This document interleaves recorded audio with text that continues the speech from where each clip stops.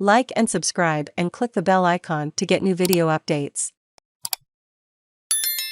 Pakistan PM Imran Khan to face no confidence vote, as top court says dissolution of parliament was unconstitutional. Pakistan's Supreme Court has ruled that Prime Minister Imran Khan's move to dissolve parliament was unconstitutional and has called for politicians to return in 2 days, a decision that could spell the end of his leadership. PM Imran Khan had dissolved the lower chamber ahead of a no-confidence vote against him that he had looked set to lose. If Mr Khan were to lose the no-confidence vote, the opposition could nominate its own Prime Minister and hold power until August 2023. The former cricketer had moved to dissolve the lower chamber ahead of a no-confidence vote against him that he had looked destined to lose. The court said in its judgment that the vote would now go ahead.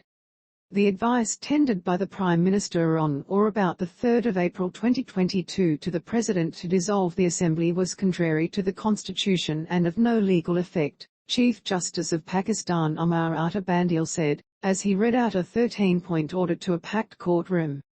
Dozens of opposition members outside the imposing white stone building shouted in jubilation when the unanimous ruling was announced. The constitutional crisis has threatened economic and social stability in the nuclear-armed nation of 220 million people, with the rupee hitting all-time lows earlier on Thursday and foreign exchange reserves tumbling.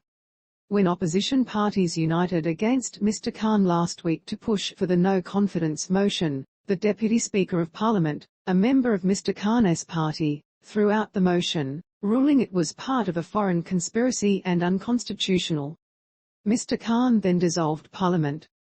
Thursday's ruling could spell the premature end of Mr Khan's tenure in a country where no elected leader has finished their full term in office. The 69-year-old, who steered Pakistan to Cricket World Cup victory in 1992, came to power in 2018 after rallying the country behind his vision of a corruption-free, prosperous nation respected on the world stage. But it appears that the firebrand nationalist's fame and charisma may not be enough to keep him in power. He could not deliver on all of his lofty promises and failed to avert an economic decline partly sparked by the COVID-19 pandemic. Mr Khan called a cabinet meeting for Friday when he also planned to address the nation. "My message to a nation is I have always and will continue to fight for Pak till the last ball," he tweeted. If Mr Khan were to lose the no-confidence vote, the opposition could nominate its own Prime Minister and hold power until August 2023, by which date fresh elections have to be held. Shehbaz Sharif, a member of the powerful Sharif political dynasty, said after the court ruling that allies in the opposition had nominated him to take over should Mr Khan be ousted. The opposition has said it wants early elections, but only after delivering a political defeat to Mr Khan and passing legislation it says is required to ensure the next polls are free and fair.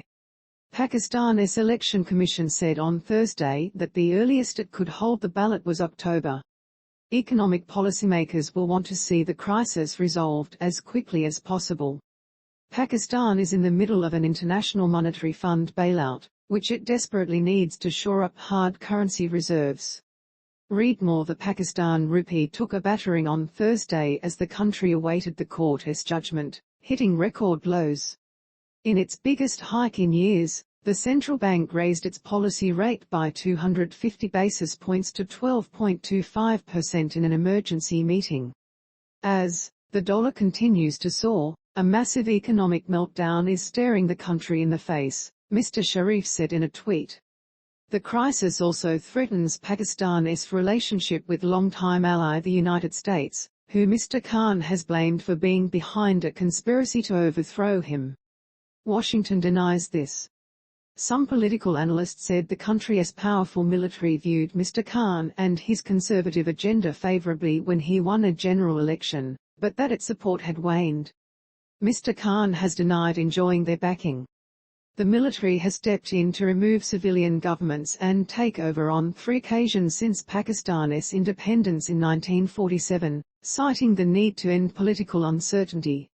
The current military leadership says it is not involved in politics, including the current situation. Reuters posted 12 hours ago, updated 9 hours ago.